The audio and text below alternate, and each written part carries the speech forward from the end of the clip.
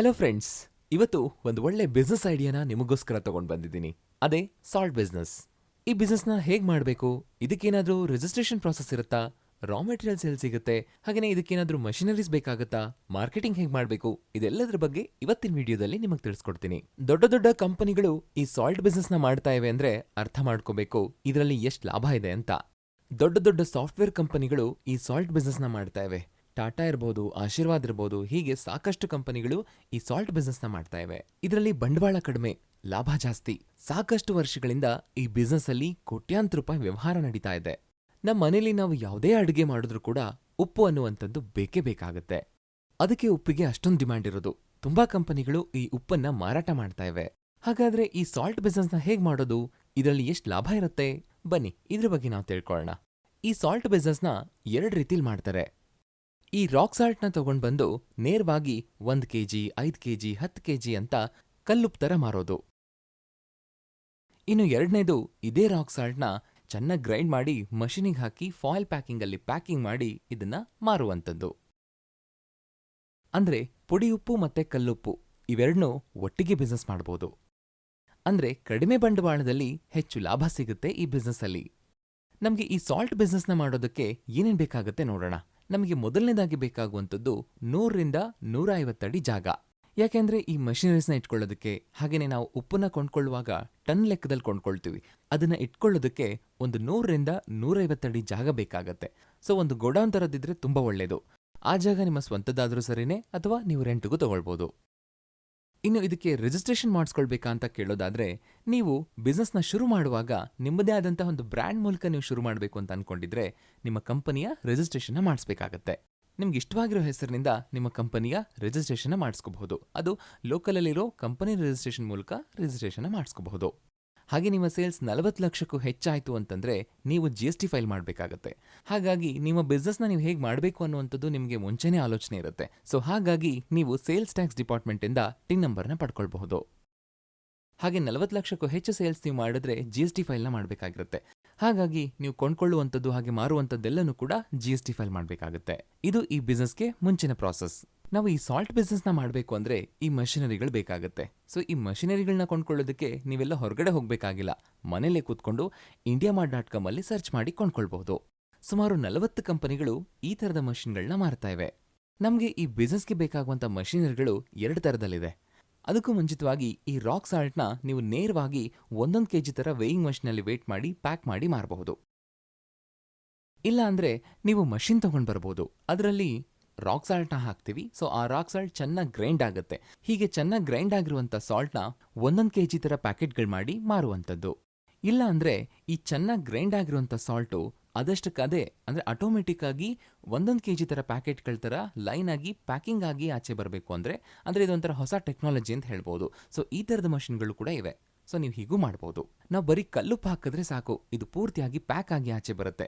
Complete ಆಗಿ ತಾನೇ iodised ಆಗುತ್ತೆ. ಅಂದ್ರೆ ಅಯೋಡಿನ್ ಎಷ್ಟಿರಬೇಕು ಅನ್ನುವಂಥದ್ದನ್ನ ನಾವು ಮುಂಚೆನೇ ಸಿಸ್ಟಮ್ಗೆ ಫೀಡ್ ಮಾಡಿದ್ರೆ ಅದೇ ಆಟೋಮೆಟಿಕ್ ಆಗಿ ತಗೊಂಡು ನಮಗೆ ಕಂಪ್ಲೀಟ್ ಆಗಿ ಫಾಯಿಲ್ ಪ್ಯಾಕಿಂಗ್ ಆಗಿ 1/2 ಕೆಜಿ 1 ಕೆಜಿ ತರ ಸಿಗುತ್ತೆ. ಸೊ ಈ ಮಷಿನ್ ಕಾಸ್ಟ್ ನೋಡೋದಾದ್ರೆ ನಮಗೆ 5ರಿಂದ 7 ಲಕ್ಷದವರೆಗೂ ಇದೆ.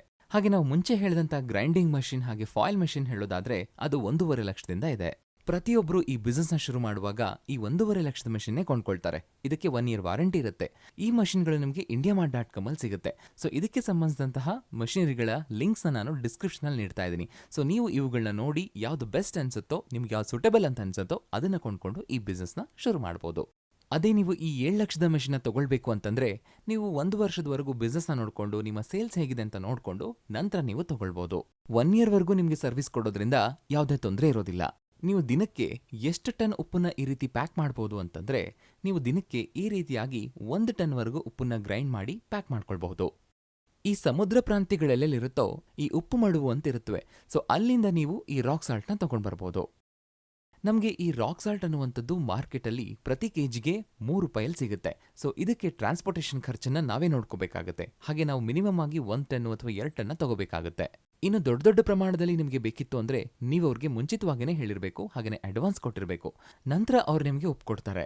ದೊಡ್ಡ ದೊಡ್ಡ ಕಂಪನಿಗಳು ಕೂಡ ಹೀಗೆ ಮಾಡುವಂಥದ್ದು. ಅವರು ಅಲ್ಲಿರುವಂಥ ರೈತರಿಗೆ ಅಡ್ವಾನ್ಸ್ ಆಗಿ 1 ಲಕ್ಷ 2 ಲಕ್ಷ ಕೊಟ್ಟು ಬಿಡ್ತಾರೆ. ನಂತರ ಆ ಉಪ್ಪನ್ನ ಇವರೇ ಕೊಂಡ್ಕೊಳ್ತಾರೆ.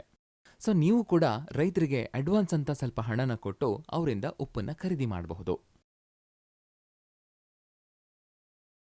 ಟ್ರಾನ್ಸ್ಪೋರ್ಟೇಷನ್ ಖರ್ಚು ಕೂಡ ನಿಮ್ಮದೇ ಆಗಿರೋದ್ರಿಂದ ನೀವು ಈ ಉಪ್ಪನ್ನ ಮಾರುವಾಗ MRP ಮೇಲೆ ಇದನ್ನು ಕೂಡ ಸೇರಿಸಿ ನೀವು ಮಾರಬಹುದು.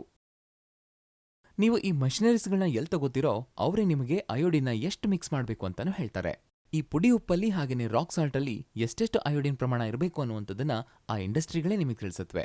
ನಮಗೆ ಸುಮಾರು 20 ರಿಂದ 25 ವರ್ಷಗಳ ಹಿಂದೆ ಎಲ್ಲಾ ಕಂಪನಿಗಳು ಅಯೋಡೈಸ್ಡ್ ಸಾಲ್ಟ್ನ ಮಾರ್ತಾ ಇರಲಿಲ್ಲ. ಕೆಲವು ಕಂಪನಿಗಳು ಮಾತ್ರ ಈ ರೀತಿ ಮಾರ್ತಾ ಇತ್ತು. ಆದ್ರೆ ಈಗ ಎಲ್ಲಾ ಕಂಪನಿಗಳು ಕೂಡ ಅಯೋಡೈಸ್ಡ್ ಸಾಲ್ಟ್ನೇ ಮಾರ್ತಾ ಇವೆ. ಆರೋಗ್ಯಕ್ಕೆ ಒಳ್ಳೇದು, ಹಾಗೆ ಡಾಕ್ಟರ್ ಕೂಡ ಅದನ್ನೇ ಸಜೆಸ್ಟ್ ಮಾಡ್ತಾರೆ. ಹಾಗಾಗಿ ಕಂಪನಿಗಳು ಅಯೋಡೈಸ್ಡ್ ಸಾಲ್ಟ್ ಅಂತ ಆಡ್ ಕೂಡ ಕೊಡುತ್ತವೆ. ಈ ಗ್ರೈಂಡಿಂಗ್ ಮಷಿನ್ ನಮಗೆ ದಿನಕ್ಕೆ ಸುಮಾರು 1 ಟನ್ವರೆಗೂ ಉಪ್ಪನ್ನ ನಮಗೆ ಪ್ಯಾಕಿಂಗ್ ಮಾಡಿ ನೀಡುತ್ತೆ. ಸೊ ಇದಕ್ಕೆ 30 ರಿಂದ 35 ಯೂನಿಟ್ ಪವರ್ ಖರ್ಚಾಗುತ್ತೆ. ಒಂದ್ ವೇಳೆ ನಾವು 7 ಲಕ್ಷದ ಮೆಷಿನ್ ತಗೊಂಡ್ರೆ ದಿನಕ್ಕೆ 40 ರಿಂದ 45 ಯೂನಿಟ್ಸ್ ಖರ್ಚಾಗುತ್ತೆ. ಸೊ ನಾವು ಇನಿಷಿಯಲ್ ಆಗಿ 1.5 ಲಕ್ಷದ ಮೆಷಿನ್ ತಗೊಳ್ಳೋದ್ರಿಂದ ನಮಗೆ ಪವರ್ನ ಇದು ಕಡಿಮೆ ಕನ್ಸ್ಯೂಮ್ ಮಾಡುತ್ತೆ. ಸೊ ನಿಮಗೆ 1 kg 2 kg ತರ ಪ್ಯಾಕ್ ಮಾಡೋದಕ್ಕೆ ಫಾಯಿಲ್ ಪ್ಯಾಕಿಂಗ್ ಕವರ್ ಸಿಗುತ್ತೆ. ಸೊ ಇದ್ರ ಮೇಲೆ ಯಾವುದೇ ಬ್ರ್ಯಾಂಡಿಂಗ್ ಇರೋದಿಲ್ಲ. ಸೊ ಇವುಗಳನ್ನ ನೀವು ಕೆಜಿ ಲೆಕ್ಕದಲ್ಲಿ ತಗೊಳ್ಬಹುದು. ಇದು ಕೆಜಿಗೆ 250 ರೂಪಾಯಿಂದ 300 ರೂಪಾಯಿವರೆಗೂ ಸಿಗುತ್ತೆ. ಸಾಲ್ಟ್ ಪ್ಯಾಕ್ ಮಾಡ್ತಾ ಇರೋದ್ರಿಂದ ಗೇಜ್ ಸ್ವಲ್ಪ ಹೆಚ್ಚಿರುವಂಥದ್ದೇ ತಗೊಳ್ಬೇಕು. ಯಾಕೆಂದ್ರೆ ಸ್ವಲ್ಪ ಲೀಕ್ ಆಗಿ ನೀರಿನಂಶ ಇದ್ರೂ ಕೂಡ ಅದು ತಡೆಯುತ್ತೆ. ಸೊ ಹೀಗೆ ಒಳ್ಳೆ ಗೇಜ್ ಇರುವಂತಹ ಕವರ್ಗಳು ಮಾರ್ಕೆಟಲ್ಲಿ 300 ರಿಂದ 350 ರೂಪಾಯಿವರೆಗೂ ಪ್ರತಿ ಕೆಜಿಗಿದೆ. ಸೊ ನೀವು ಈ ರಾಕ್ ಸಾಲ್ಟ್ನ 1 kg ತರ ಪ್ಯಾಕಿಂಗ್ ಮಾಡಿ ನಂತರ ಅವನ್ನ ಸೀಲಿಂಗ್ ಮಾಡಬಹುದು. ಸೊ ಈ ತರ 1 kg ಪ್ಯಾಕ್ ಮಾಡಿದಂಥ ರಾಕ್ ಸಾಲ್ಟ್ನ ನೀವು ಹೋಟೆಲ್ಗಳಿಗೆ, ರೆಸ್ಟೋರೆಂಟ್ಗಳಿಗೆ ಈ ರೀತಿ ನೀವು ಮಾರಾಟ ಮಾಡಬಹುದು. ಇಲ್ಲ ಅಂದ್ರೆ ನೀವು ನಿಮ್ಮದೇ ಆದಂತಹ ಬ್ರ್ಯಾಂಡಿಂಗ್ ಮಾಡ್ಕೊಳ್ಬೇಕು ಅಂತಿದ್ರೆ ಅದಕ್ಕೆ ತಕ್ಕನಾದಂತಹ ಹೆಸರನ್ನ ಹುಡುಕಿ ನೀವು ಅದನ್ನ ರಿಜಿಸ್ಟ್ರೇಷನ್ ಮಾಡಿಸ್ಕೊಳ್ಬೇಕಾಗತ್ತೆ. ಹಾಗೆ ಈ ಬ್ರ್ಯಾಂಡಿಂಗ್ ಅಂತ ಮಾಡಿದ್ಮೇಲೆ ನಿಮ್ಮದೇ ಆದಂತಹ ಒಂದು ಲೋಗೋನ ನೀವು ಕ್ರಿಯೇಟ್ ಮಾಡ್ಕೊಳ್ಬೇಕಾಗುತ್ತೆ. ಸೊ ಈ ಥರದ ಲೋಗೋನ ಈ ಫಾಯಿಲ್ ಪ್ಯಾಕಿಂಗ್ ಮಾಡ್ತಿರಲ್ವಾ ಅದ್ರ ಮೇಲ್ಗಡೆ ಪ್ರಿಂಟ್ ಮಾಡ್ಕೊಳ್ಬೇಕಾಗತ್ತೆ. ತುಂಬ ಅಟ್ರಾಕ್ಟಿವ್ ಆಗಿರೋ ಥರ ನಮ್ಮ ಇಂಡಿಯಾದಲ್ಲಿ ತುಂಬ ಕಂಪನಿಗಳು ಈ ಆರೆಂಜ್, ಬ್ಲೂ, ರೆಡ್ ಮತ್ತೆ ಯೆಲ್ಲೋ ಈ 4 ಕಲರ್ಗಳಲ್ಲೇ ಸಾಲ್ಟ್ ಪ್ಯಾಕಿಂಗ್ ಅನ್ನುವಂಥದ್ದಾಗುತ್ತೆ. ಯಾಕೆಂದ್ರೆ ಇವು ತುಂಬ ಅಟ್ರಾಕ್ಟ್ ಮಾಡುತ್ತವೆ. ತುಂಬಾ ಸಾಲ್ಟ್ ಕಂಪನಿಗಳು ಈ 4 ಕಲರ್ಗಳ ಮೇಲೆ ತುಂಬಾನೇ ಫೋಕಸ್ ಮಾಡುತ್ತವೆ. ಹಾಗೆ ಈಗ ಮಲ್ಟಿಲೇಯರ್ ಪ್ಯಾಕಿಂಗ್ ಕೂಡ ಬರ್ತಾ ಇದೆ. ಮೊದಲನೇದಾಗಿ ನೀವು ಕಸ್ಟಮರ್ಸ್ನ ಅಟ್ರಾಕ್ಟ್ ಮಾಡ್ಕೊಳ್ಬೇಕು ಅಂದ್ರೆ ಈ ಪ್ಯಾಕಿಂಗ್ ವಿಷಯದಲ್ಲಿ ತುಂಬಾನೇ ಗಮನ ವಹಿಸಬೇಕಾಗುತ್ತೆ. ಹಾಗಾಗಿ ಇದನ್ನ ಚೆನ್ನಾಗಿ ಡಿಸೈನ್ ಮಾಡಿಸ್ಕೋಬೇಕು. ಇದನ್ನ ಡಿಸೈನ್ ಮಾಡಿಸ್ಕೊಂಡಾದ್ಮೇಲೆ ಈ ಬ್ರ್ಯಾಂಡಿಂಗ್ ಅನ್ನುವಂಥದ್ದು ಹೊರಗಡೆ ಹೋಗುತ್ತೆ. ಅದು ಮೌತ್ ಪಬ್ಲಿಸಿಟಿ ಆಗುತ್ತೆ. ಸೊ ಯಾರೇ ಆಗಲಿ ಪ್ಯಾಕಿಂಗ್ ಅನ್ನುವಂಥದ್ದನ್ನ ತುಂಬಾ ಇಷ್ಟಪಡ್ತಾರೆ. ಸೊ ಹಾಗಾಗಿ ಕಸ್ಟಮರ್ಸ್ನ ಅಟ್ರಾಕ್ಟ್ ಮಾಡಬೇಕು ಅಂದ್ರೆ ಪ್ಯಾಕಿಂಗ್ ಅನ್ನುವಂಥದ್ದು ಚೆನ್ನಾಗಿರಬೇಕು.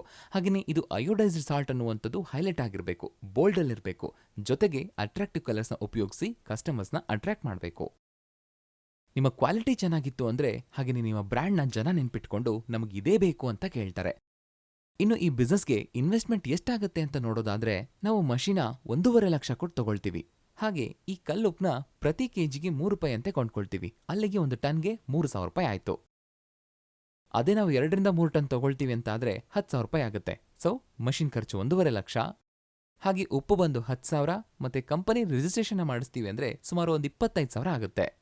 ಇದರ ಜೊತೆಗೆ GST ಫೈಲ್ ಹಾಗೆಯೇ ಸೇಲ್ಸ್ ಟ್ಯಾಕ್ಸ್ ಡಿಪಾರ್ಟ್ಮೆಂಟ್ ಅಲ್ಲಿ ರಿಜಿಸ್ಟ್ರೇಷನ್ ಅಂತ ಹೇಳಿ ಸುಮಾರು ಒಂದು 15,000 ರೂಪಾಯಿ ಆಗುತ್ತೆ. ಸೊ ನಿಮಗೆ ಮಷಿನರೀಸ್ ಹಾಗೆಯೇ ರಾ ಮೆಟೀರಿಯಲ್ಸು 2 ಲಕ್ಷ ರೂಪಾಯಿದಲ್ಲಾಗುತ್ತೆ. ಇದರ ಜೊತೆಗೆ ನೀವು ನಿಮ್ಮ ಸ್ವಂತ ಜಾಗದಲ್ಲೇ ಈ ಬಿಸ್ನೆಸ್ ಮಾಡಿದ್ರೆ ಯಾವುದೇ ಖರ್ಚಿರೋದಿಲ್ಲ. ಅದೇ ಇಲ್ಲ ಅಂದ್ರೆ ನೀವು ಲೀಸಿಗೆ ತಗೋಬೇಕಾಗತ್ತೆ. ಅದೊಂದು 6 ತಿಂಗಳಿಗೆ 1 ಲಕ್ಷ ರೂಪಾಯಿ ಅನ್ಕೊಳ್ಳೋಣ. ಸೊ ಅಲ್ಲಿಗೆ ನಿಮಗೆ ಇನ್ವೆಸ್ಟ್ಮೆಂಟ್ ಅನ್ನುವಂಥದ್ದು 3 ಲಕ್ಷ ರೂಪಾಯಿ ಆಗುತ್ತೆ. ಹಾಗೆಯೇ ಫಾಯಿಲ್ ಪ್ಯಾಕಿಂಗ್ ಕವರ್, ಇದರ ಜೊತೆಗೆ ಅದರ ಮೇಲೆ ಲೋಗೋ ಪ್ರಿಂಟಿಂಗ್, ಸೊ ಇದೆಲ್ಲ ಸೇರಿದ್ರು ಕೂಡ ಒಂದು 5,000 ರೂಪಾಯಿ ಆಗುತ್ತೆ. ಇದೆಲ್ಲ ತುಂಬಾ ಸುಲಭ ಅಂತ ಹೇಳ್ಬೋದು. ಒಂದು 2 ರಿಂದ 3 ದಿನಗಳಲ್ಲೇ ಆಗ ಹೋಗುತ್ತೆ.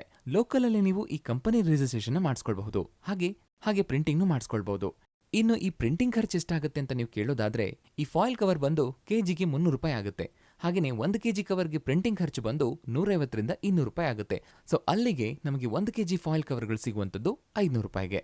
ಈಗ ದೊಡ್ಡ ಕಂಪನಿಗಳು ಈ ಸಾಲ್ಟ್ ಪ್ಯಾಕೆಟ್ಸ್ನ 1 kg, ಅರ್ಧ kg, 1/4 kg ಅಂತೆಲ್ಲ ಮಾರ್ತಾ ಇವೆ. ಸೊ ಹಾಗೇನೆ ನೀವು ಕೂಡ ಈ ಮಾರ್ಕೆಟ್ಗೆ ಅನುಗುಣವಾಗಿ ನೀವು ದೊಡ್ಡ ಪ್ಯಾಕೆಟ್ ಹಾಗೆಯೇ ಚಿಕ್ಕ ಪ್ಯಾಕೆಟ್ಗಳು ಮಾರಿದ್ರೆ ತುಂಬಾ ಒಳ್ಳೆಯದು.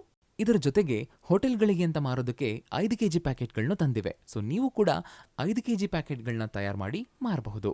ಇನ್ನು ಈ ಬಿಸ್ನೆಸ್ನಲ್ಲಿರೋ ಲಾಭ ಎಷ್ಟು ಅಂತ ನೋಡೋಣ.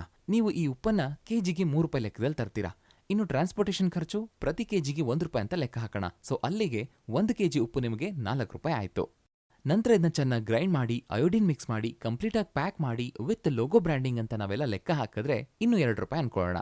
ಸೊ ಅಲ್ಲಿಗೆ ನಿಮಗೆ 1 ಕೆಜಿ ಉಪ್ಪಿನ ಪ್ಯಾಕೆಟು ₹6 ಆಯ್ತು. ಸೊ ನೀವಿದನ್ನ ಹೋಲ್ಸೇಲಲ್ಲಿ ಮಾರಿದ್ರೆ ₹10 ಮಾರಬಹುದು. ಸೊ ಅಲ್ಲಿಗೆ ನಿಮಗೆ ಪ್ರತಿ ಕೆಜಿಗೆ ಲಾಭ ₹4.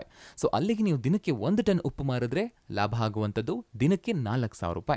ಈ ಬಿಸ್ನೆಸ್ಗೆ ಬರೀ ಒಬ್ರು ಅಥವಾ ಇಬ್ರು ಆದ್ರೆ ಸಾಕು, ಆರಾಮಾಗಿ ಬಿಸ್ನೆಸ್ನ ಮಾಡಬಹುದು. ನೀವು ದಿನಕ್ಕೆ 4,000 ದುಡಿದ್ರೆ ತಿಂಗಳಿಗೆ ₹1,20,000 ಆರಾಮವಾಗಿ ದುಡಿಬಹುದು. ಕಡಿಮೆ ಬಂಡವಾಳ ಹಾಕಿ ಹೆಚ್ಚು ಲಾಭ ತೆಗಿಬಹುದು. ಬರೀ 2ರಿಂದ 3 ತಿಂಗಳಲ್ಲೇ ನಿಮ್ಮ ಬಂಡವಾಳನ ನೀವು ವಾಪಸ್ ತಗೋಬಹುದು. ನೀವಿದಿನ ಹೋಲ್ಸೇಲಲ್ಲಿ ₹10 ಕೊಡ್ತೀರಾ, ಆದ್ರೆ ಆ ಪ್ಯಾಕೆಟ್ ಮೇಲೆ MRP ₹20 ಅಂತ ಇರುತ್ತೆ. ಸೊ ಅವ್ರದನ್ನ ₹20 ಮಾರ್ಕೋತಾರೆ. ಅಥವಾ ನೀವೇ ರಿಟೇಲ್ ಆಗಿ ಮಾರಿದ್ರು ಕೂಡ ₹12ರಿಂದ ₹15 ಮಾರ್ಬೋದು. ಹೀಗೆ ಮಾರ್ಕೆಟಲ್ಲಿ ದೊಡ್ಡ ದೊಡ್ಡ ಕಂಪನಿಗಳು ಪ್ರತಿ ಕೆಜಿಗೆ ₹30ರಿಂದ ₹35 ಮಾರ್ತಾ ಇವೆ. ಹಾಗೆಯೇ ಅಮೆಜಾನ್, ಫ್ಲಿಪ್ಕಾರ್ಟ್ ಇತರ ಗ್ರೋಸರಿ ಸ್ಟೋರ್ಗಳನ್ನ ನೀವು ನೋಡಿದ್ರೆ ಅಲ್ಲಿ ಪ್ರತಿ ಕೆಜಿಗೆ ₹45ರಿಂದ ₹50 ಮಾರ್ತಾ ಇವೆ. ಇದೆಲ್ಲ ಅವರು ಅಡ್ವರ್ಟೈಸ್ಮೆಂಟ್ ಕೊಡೋದ್ರಿಂದ, ಮಾರ್ಕೆಟಿಂಗ್ ಮಾಡೋದ್ರಿಂದ ಹೆಚ್ಚು ಖರ್ಚಾಗುತ್ತೆ, ಮತ್ತೆ ಅವರಿಗೆ ಲಾಭನೂ ಕೂಡ ಹೆಚ್ಚಾಗೇ ಇರುತ್ತೆ. ಹಾಗೆ ಕಂಪನಿಗಳು ಕೂಡ ತುಂಬಾ ದೂರದಲ್ಲಿರುತ್ತವೆ. 200-300 ಕಿಲೋಮೀಟರ್ ಟ್ರಾನ್ಸ್ಪೋರ್ಟೇಷನ್ ಖರ್ಚನ್ನು ಕೂಡ ಇದರಲ್ಲೇ ಆಡ್ ಮಾಡಿರುತ್ತವೆ. ನೀವು ಸ್ಟಾರ್ಟಿಂಗಲ್ಲಿ ಡಿಸ್ಟ್ರಿಕ್ಟ್ ವೈಸ್ ಮಾರಿದ್ರೆ ತುಂಬಾ ಖರ್ಚೇನು ಹೆಚ್ಚಿರೋದಿಲ್ಲ. ನಾವು ಹೀಗೆ ನಮ್ಮ ಬಿಸ್ನೆಸ್ನ ಚೆನ್ನಾಗಿ ಡೆವಲಪ್ ಮಾಡ್ತಾ ಇದ್ರೆ ಇದಕ್ಕೆ ಡಿಸ್ಟ್ರಿಬ್ಯೂಷನ್ಗೆ ಅಂತ ಜನ ಅವರಾಗೆ ಕೇಳ್ಕೊಂಡು ಬರ್ತಾರೆ. ಆಗ ನಾವು ಅವ್ರಿಗೆ ಡಿಸ್ಟ್ರಿಬ್ಯೂಷನ್ ಅಂತಾನೂ ಕೊಡ್ಬೋದು, ಹೀಗೂ ಕೂಡ ಮಾರಬಹುದು. ಸೊ ಇದರಿಂದ ನಾವು ಇನ್ನೂ 2-3 ಮಷಿನ ಹೆಚ್ಚಾಗಿ ತಗೊಳ್ಬಹುದು. ಆಗ ಸೇಲ್ ಇನ್ನೂ ಜಾಸ್ತಿ ಆಗಿರುತ್ತೆ. ನೀವು ಸ್ಟಾರ್ಟಿಂಗಲ್ಲಿಂದ ಮಾರ್ಕೆಟಿಂಗ್ ಮಾಡಬೇಕು ಅಂತಂದ್ರೆ ಖಂಡಿತವಾಗಿ ಪೇಪರ್ಗಳಲ್ಲಿ ಕೊಡಬೇಕಾಗತ್ತೆ. ಆದರೆ ನೀವಿನ್ನೂ ದೊಡ್ಡ ಪ್ರಮಾಣದಲ್ಲಿ ಈ ಬಿಸ್ನೆಸ್ನ ಮಾಡ್ತಾ ಇದ್ದೀವಿ ಅಂದ್ರೆ ಟಿವಿಗಳಲ್ಲೂ ಕೂಡ ನೀವು ಆಡ್ನ ಕೊಡಬಹುದು. ಏನೇ ಆದರೂ ನೀವು ಜನಕ್ಕೆ ಈ ಪ್ರಾಡಕ್ಟ್ನ ತಲುಪಿಸ್ತಾ ಇದ್ದೀರಾ ಅಂತಂದ್ರೆ ಇದರ ಮ್ಯಾನುಫ್ಯಾಕ್ಚರಿಂಗ್ ಸಿಸ್ಟಮ್ ಇರಬಹುದು, ಹಾಗೆ ಪ್ಯಾಕಿಂಗ್ ಅನ್ನುವಂಥದ್ದನ್ನ ತುಂಬಾ ಗಮನಿಸಬೇಕಾಗುತ್ತೆ. ಈಗ ಜನರಿಗೆಲ್ಲ ಈ ಅಯೋಡೈಸ್ಡ್ ಸಾಲ್ಟ್ ಅಂದ್ರೆ ಏನು ಅಂತ ಗೊತ್ತಾಗಿದೆ.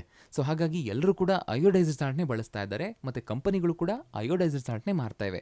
ಸೊ ನೀವು ಕೂಡ ಅಷ್ಟೇ ಈ ಮಷಿನ್ಗಳನ್ನ ಕೊಂಡ್ಕೊಳ್ಳುವಾಗ ಇದರಲ್ಲಿ ಅಯೋಡಿನ ಯಾವ ಪ್ರಮಾಣದಲ್ಲಿ ಹೇಗೆ ಮಿಕ್ಸ್ ಮಾಡಬೇಕು ಅನ್ನೋ ಮಾಹಿತಿನ ಅವ್ರು ಹೇಳ್ತಾರೆ. ಅದನ್ನ ನೀವು ಕೇಳ್ಕೊಂಡು ಸೊ ನೀವು ಕೂಡ ಅದೇ ತರ ಅಯೋಡೈಸ್ಡ್ ಸಾಲ್ಟ್ನ ಮಾರಬಹುದು. ಸೊ ಫ್ರೆಂಡ್ಸ್, ದಿನಕ್ಕೆ 4,000, ಅಲ್ಲಿಗೆ ತಿಂಗಳಿಗೆ ಕಡಿಮೆ ಅಂದ್ರೂ ₹1,00,000 ಲಾಭ. ಇದರ ಸೇಲ್ಸ್ ಹೆಚ್ಚಾದಂತೆ ನೀವಿದನ್ನ ಡಿಸ್ಟ್ರಿಬ್ಯೂಷನ್ಗೂ ಕೊಡಬಹುದು. ಸೊ ಈ ಮೂಲಕ ಕೂಡ ಲಾಭ ಗಳಿಸಬಹುದು. ಸೊ ಫ್ರೆಂಡ್ಸ್, ಈ ಸಾಲ್ಟ್ ಬಿಸ್ನೆಸ್ ಬಗ್ಗೆ ಹಾಗೆಯೇ ಮಷಿನರೀಸ್ಗಳ ಬಗ್ಗೆ ಮಾಹಿತಿ ಎಲ್ಲವೂ ಕೂಡ ನಿಮಗೆ ಉಪಯೋಗ ಆಗಿದೆ ಅಂತ ಭಾವಿಸ್ತೀನಿ. ಸೊ ಇದ್ರ ಬಗ್ಗೆ ಇನ್ನೂ ಹೆಚ್ಚಿನ ಮಾಹಿತಿ ಬೇಕಿತ್ತು ಅಂದ್ರೆ ಕಮೆಂಟ್ ಮೂಲಕ ತಿಳಿಸಿ. ಸೊ ಮುಂದಿನ ಸಾರಿ ಮತ್ತೊಂದು ಬಿಸ್ನೆಸ್ ಐಡಿಯಾ ಜೊತೆಗೆ ನಿಮ್ಮನ್ನ ಭೇಟಿ ಆಗ್ತೀನಿ.